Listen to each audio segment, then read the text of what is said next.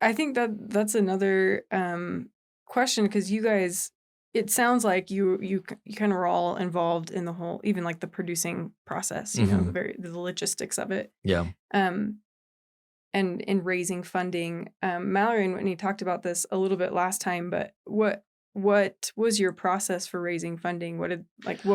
How did that happen? Yeah. You know, once you guys decided we're going to do this summer, yeah, where'd you go from there? It genuinely, we started it out thinking, all right, we can get like 40, 50K ourselves to try to do this, like just from our own personal like savings and everything. We're just like, let's just like bet that we can make this movie with our own money. Between the three of you? Between the three of us. Wow. So that was the initial plan. Yeah. We then talked to our Whitney is really good at Photoshop, so she made a pitch deck that we then were like offering to different people, and like, you can give us like 5K and that'll be like, that will go so far in this movie. Yeah. Stuff like that. We were reaching out to different people to see who would be interested. So we had another friend of ours who was like, yeah, I'm happy to give some money to the film. My parents were like, sure, why not?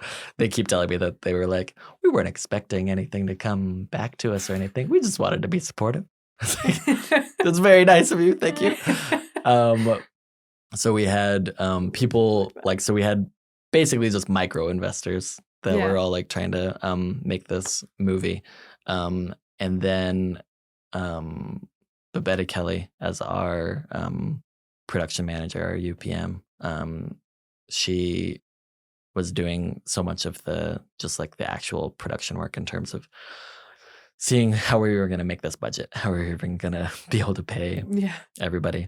Because we definitely did not want to be just like full, come do this movie for free for us as a favor and we'll defer payment and maybe you'll get something on the back end.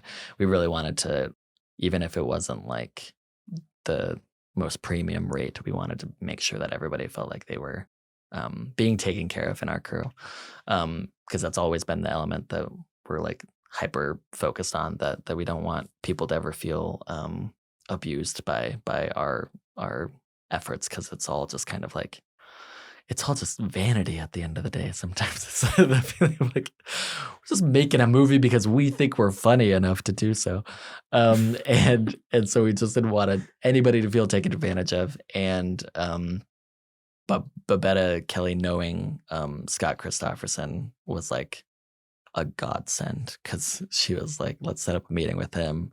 He might be interested because you're making the movie either way.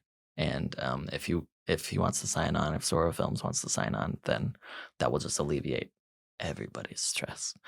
And so we were, it was like our lunch break of the 5 days into shooting that we went to Scott's house and like pitched the movie to him. And he was like, yeah, all right, let's do it. So that sounds pretty anticlimactic. Yeah, it was very much amazing. like we it was just the fact that we were building the plane, it was taking off, we were making it midair, and then somebody was like, guess what, okay, I've got an engine for you, and we were like, oh, thank you. So we were planning on it being so truly indie, so truly just like out of our own pockets, and Sorø Films in many ways kind of fell out of a blue sky to pick the production up. Yeah.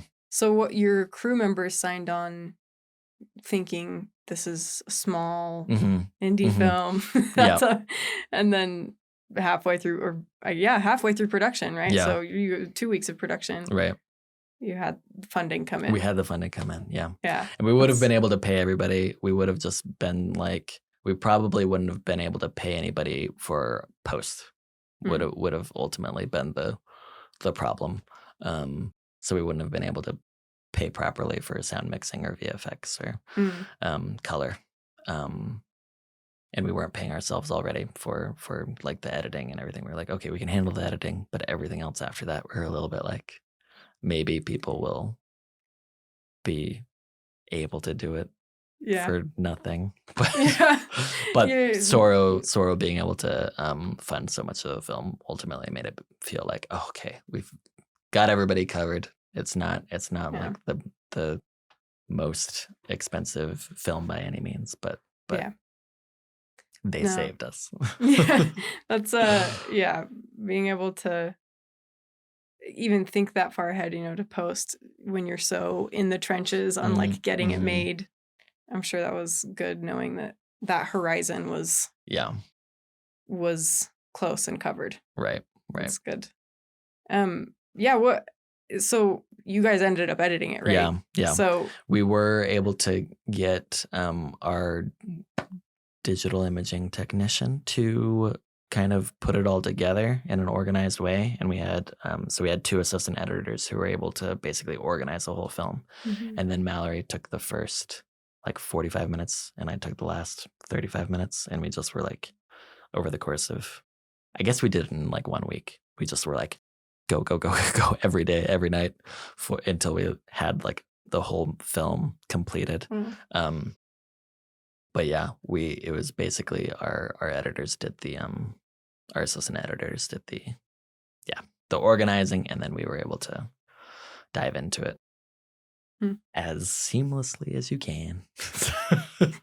Yeah, well, it obviously it worked, right? You guys were able to, against all the odds, to get it seems together. Like it worked, Yeah.